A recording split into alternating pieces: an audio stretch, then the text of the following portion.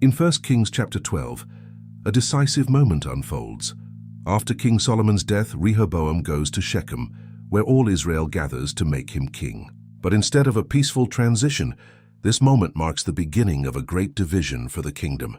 The people, led by Jeroboam, approach Rehoboam with a request. Jeroboam, returned from Egypt, speaks on behalf of the gathered Israelites. They remind Rehoboam of Solomon's heavy burdens, forced labor and high demands.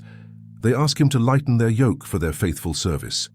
Rehoboam asks for 3 days to consider. He first seeks advice from the wise elders who served his father Solomon. The elders advise kindness. Serve the people, speak gently, and grant their request. This will ensure their loyalty. But Rehoboam rejects their counsel. Instead, he turns to the young men who had grown up with him. They advise him to show strength and authority. They tell him to answer harshly, "My father made your yoke heavy, but I will make it even heavier." They urge him to rule with force rather than compassion. After 3 days, the people return for his decision.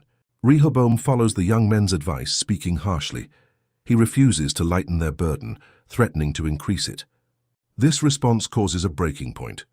The people reject Rehoboam's rule, declaring, "What share do we have in David? To your tents, O Israel." With these words, the unity of the kingdom is shattered. The northern tribes turn away and follow Jeroboam, making him king over Israel. Only the tribe of Judah, along with Benjamin, remains loyal to Rehoboam in Jerusalem. Rehoboam sends Adoniram in charge of forced labor to the people, but they stone him to death. Realizing the danger, Rehoboam quickly escapes and returns to Jerusalem. Determined to regain control, Rehoboam gathers an army of 180,000 warriors from Judah and Benjamin.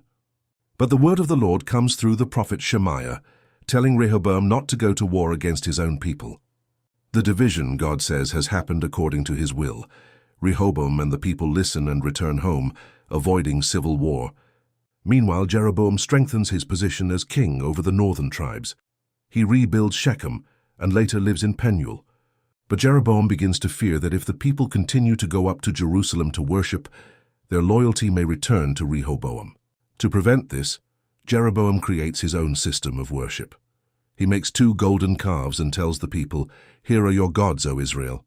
He sets one calf in Bethel and the other in Dan, establishing new centers of worship. Jeroboam also builds shrines on high places and appoints priests not from Levi. He establishes his own festival, similar to Judah's.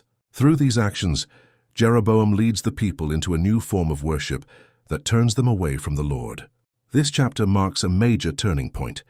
The United Kingdom of Israel is now divided into 2, Judah in the south, Israel in the north. What began as a request for lighter burdens becomes a permanent split that will shape the future of both kingdoms. The chapter also shows a deeper message. Leadership decisions matter. Pride and harshness can break unity, while fear can lead to disobedience.